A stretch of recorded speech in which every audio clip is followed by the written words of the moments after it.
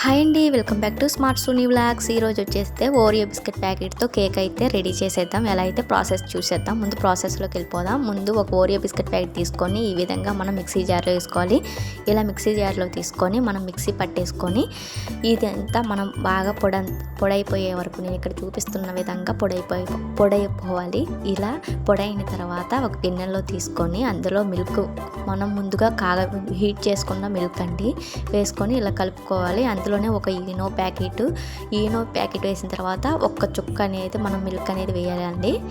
ఇలా వేసేసి బాగా కలుపుకోవాలి. ఈ కన్సిస్టెన్సీ వచ్చిన తర్వాత పక్కన పెట్టేసి ఒక గిన్నె తీసుకొని దానికి కొద్దిగా నెయ్యి పూసేసి ఇలా మనం తయారు చేసి పెట్టుకున్న మిశ్రమాన్ని ఇలా గిన్నెలో వేసేసి ఇలా అనమాట స్టవ్ మీద పెట్టేసుకొని ఒక హాఫ్ అన్ అవర్ పాటు దాన్ని వదిలేస్తే మనకి కేక్ అనేది పర్ఫెక్ట్గా రెడీ అయిపోతుందండి. నేను ఫస్ట్ టైం చేశానండి, తొందరలో వేడి మీద తీసాను, అందుకే ఇలా వచ్చిందనమాట. కానీ టేస్ట్ అయితే సూపర్గా ఉంది. ఒకసారి అయితే ట్రై చేసి నాకైతే కామెంట్ అయితే పెట్టండి.